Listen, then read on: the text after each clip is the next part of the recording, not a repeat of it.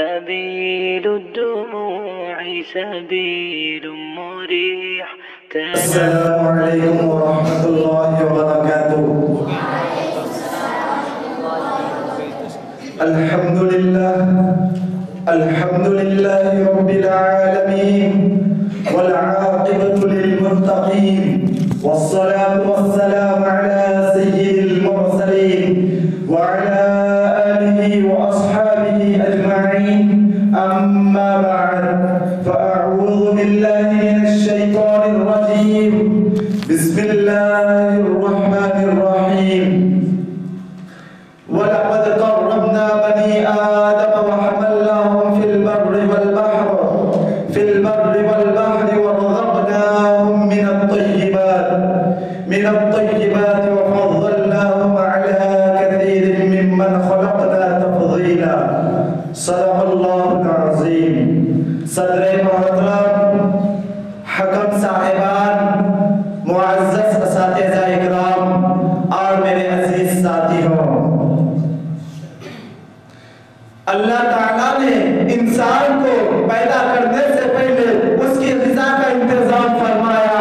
حضرت آدم و حوا کو دنیا میں بھیجنے سے پہلے اللہ تعالیٰ نے دنیا کو پیدا فرما کر اس میں اولاد آدم کے کھانے پینے اور ہر چیز کی ضرورت جو ان کی طبیعت کے مطابق وہ مناسب تھی انتظام کر رکھا تھا. دنیا کی ساری چیزیں اور سارے انتظامات انسان ہی کے لیے پیدا کیے ہیں. خدا کے ان انتظامات میں کسی قسم کا کوئی ذرہ برابر نقص اور کمی نہیں ہے، جیسا کہ فرمان خداوندی ہے. ما طرا فی خلق الرحمن من تفاؤل فارجع البصر هل ترى من فطور ثم ارجع البصر كرتين ينقلب إليك البصر خاسئا وهو حسير.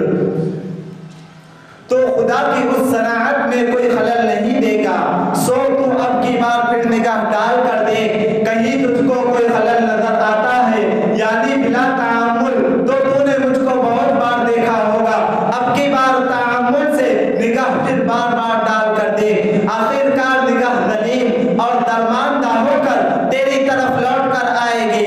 اسی طرح ایک اور مثال جو ہمارے مشاہدے میں ہے، اللہ نے بچے کے پیدا ہونے سے قبل ہی اس کی ماں کی چھاتی میں اس کے لیے مناسب غذا تیار کر رکھی ہے. اس کے علاوہ بھی ہم دیکھتے ہیں کہ معزز مہمانوں کو اپنے گھر بلانے سے قبل ہی ان کا اکرام و عزت کے لیے کھانے پینے رہنے سہنے کے لیے ہر چیز کا انتظام کیا جاتا ہے.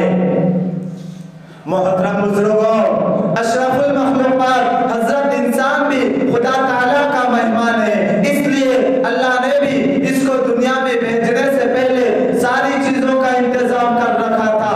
مہمان کو کسی قسم کی تکلیف اور مشقت نہ اٹھانی پڑے. اب غور کرنے کا مقام یہ ہے کہ جس مہمان کے لیے خدا پاک نے ساری نعمتوں کو پیدا فرمایا، کیا خدا کا اس میں کوئی منشا ہے یا نہیں؟ ذرا غور کرنے سے ہمارے سامنے اس کا جواب آئے گا. وہ یہ ہے کہ اللہ تعالیٰ نے ساری چیزوں کو انسان کے فائدے کے لیے بنایا تاکہ انسان اس کو استعمال کر کے اپنے نفس کو باقی رکھا. اور بقائے نفس خدا کی عبادت ہے، جیسا کہ فرمان خداوندی ہے. وَمَا خَلَقْتُ الْجِنَّ وَالْإِنسَ إِلَّا لِيَعْبُدُونَ.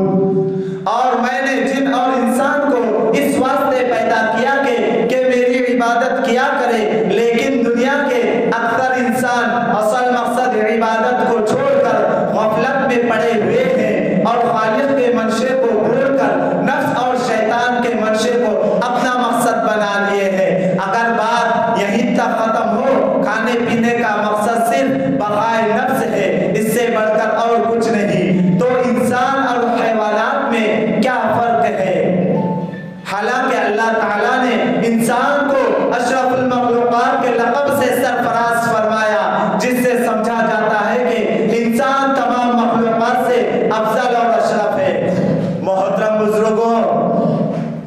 چونکہ بقائے نفس کھانے پینے پر موقوف ہے، اس لیے کھانے پینے کے لیے حکم فرمایا۔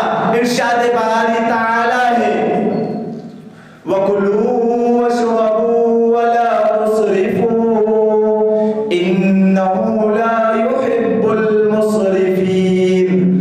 کھاؤ پیو اور اسراف نہ کرو، بے شک خدا بیجا خرچ کرنے والوں کو پسند نہیں فرماتا۔ اللہ تعالی ہم سب کو اور دنیا کے تمام مسلمانوں کو خالق و کائنات ارض و سما سنت نبوی کے مطابق زندگی گزارنے کی توفیق عطا فرما۔ آمین وآخر دعوانا ان الحمدللہ رب العالمین۔ سے فائدہ اٹھانا چاہیے، علم دین کا اتنا سیکھنا فرض ہے جس سے نماز تستريح وبث الدعاء